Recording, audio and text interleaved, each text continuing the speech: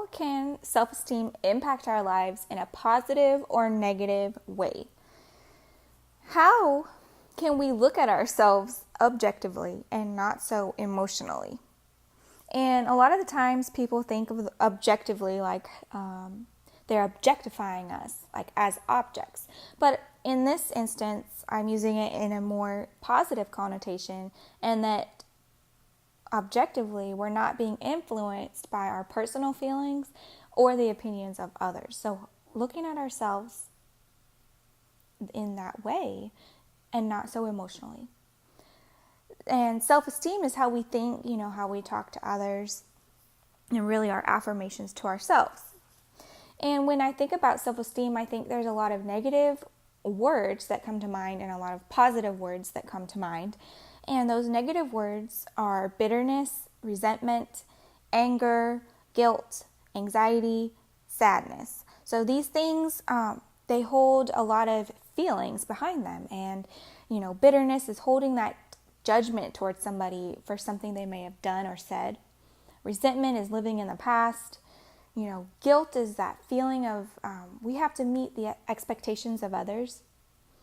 Anxiety, we're kind of like stuck in the past, but we're also scared of the future, and we really need to be living in the present. And then sadness is when, we care so much for others. And then the positive things, I think if you have a positive image of yourself and you're able to make decisions for your life, you're aware of your feelings, you allow difference of opinions from others, you can empathize with other people without taking on this burden. So you're able to have a conversation with someone about what they're going through, and it might be very serious. But when you leave that conversation, you're able to not take on that burden of another person's life. You have a clear sense of priorities.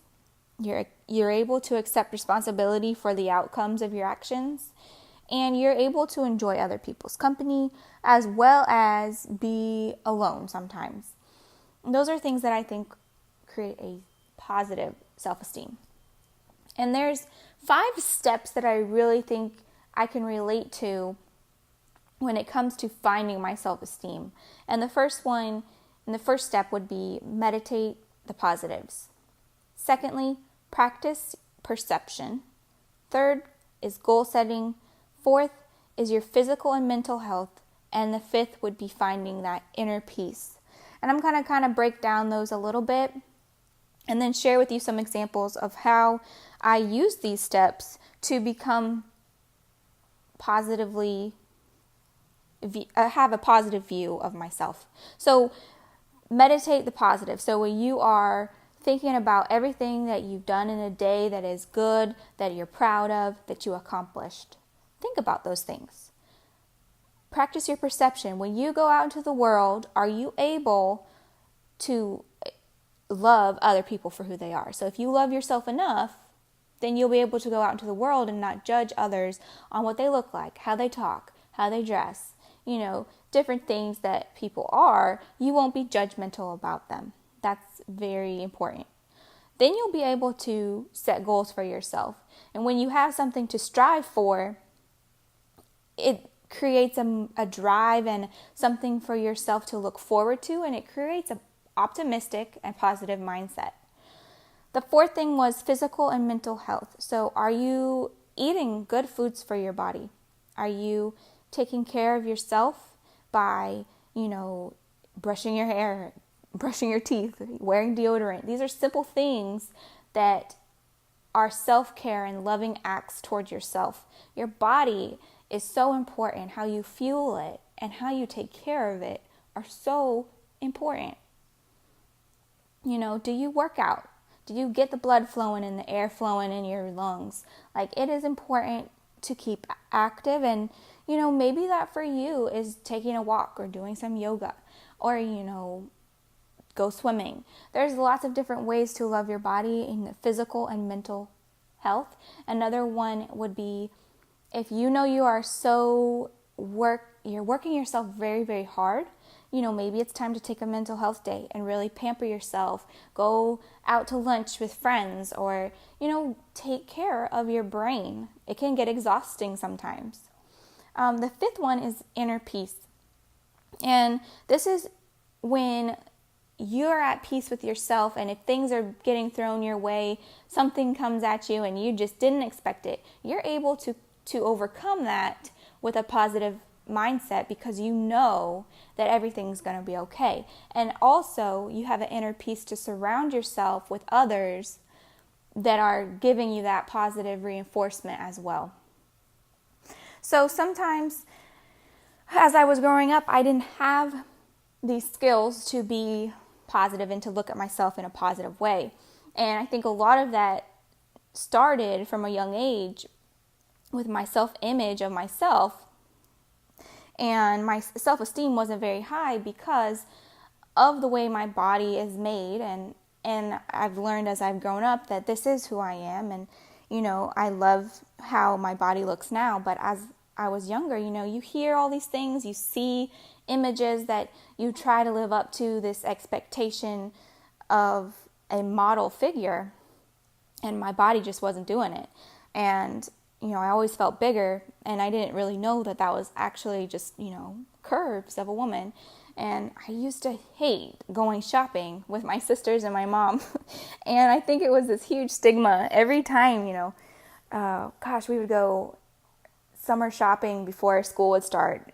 And it was like this huge thing to go to Old Navy. And, I really didn't enjoy it. And they knew that, because I just hated it. And I think it was really the anxiety of trying the clothes on, how long it took to find the perfect pair of pants. I was shorter, so I always had to buy the short jeans and the big waist. Like, it was just very difficult. And I always compared myself to my sisters, who were very thin and tall, and they fit into the standard, jeans they could shop at American Eagle and Hollister, and, just the stores that were for those standard skinny model bodies. And I would beat myself up over that, and that's why I hated shopping.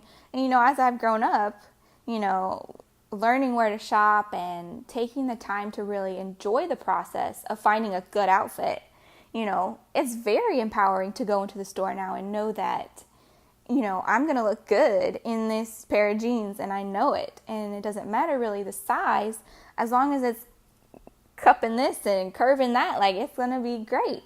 So I don't think my parents or my sisters really knew why I hated shopping, but it was because of that fear. I feared being judged, even by my siblings, of, not being able to. And it always took a long time, to find that perfect outfit. So there was that. And, as far as the meditation, I was always a big time journaler when I was younger, even middle school all the way through, my freshman year in college. I was journaling. I had, hopes of being a magazine writer for New York and living there. And, so that's why I wrote. But little did I know that, writing was my form of meditation as a teenager.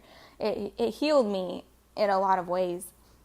I was able to write about my feelings, about, my experiences, and I didn't necessarily have to confront people. So in a way, it was positive because it healed what I was thinking and how I was feeling. But it also, caused me to not use my voice. So I would be careful when you choose journaling as a meditation. Use what you think about to better your life and to change it through action. And that's what I've learned later on in life. And really, my self-esteem was found in how other people acted around me. So if they liked me, I was great. Like, I was happy, I felt confident. But if they didn't like me, it was like my mission to please them. So everything I did for that day was trying to get them to like me. And it was exhausting, and it was not healthy, because I started becoming, somebody that I wasn't, to try and gain friends and gain some type of popularity status maybe.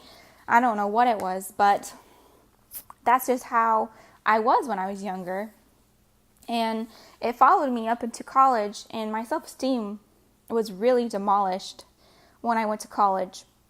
And I'll give you a little bit of background by what I mean is I lived on a co-ed floor my freshman year, and I was really going around trying to be someone that I wasn't. I was very boisterous. I was very, everybody knew me and I knew everybody on my floor. It was just that I was very outgoing during that period of time.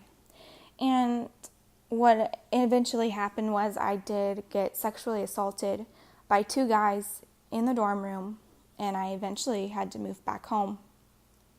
It was a very difficult time in my life, and I think every ounce of myself, I felt completely lost. Every part of me felt like, it was destroyed. If you can imagine a huge skyscraper building and it just being bulldozed down, and it was me. Like, I had to rebuild myself.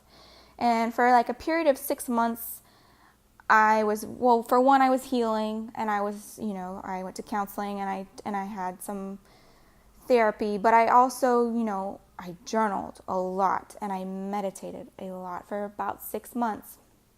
And when I would meditate, when I got to a point in my healing, I would meditate and focus only on the positive, the future positive. So what I was going through might have not been so great, but my dreams and hopes for the future were so positive for myself that I felt a feeling of hope and optimism. And I started setting goals.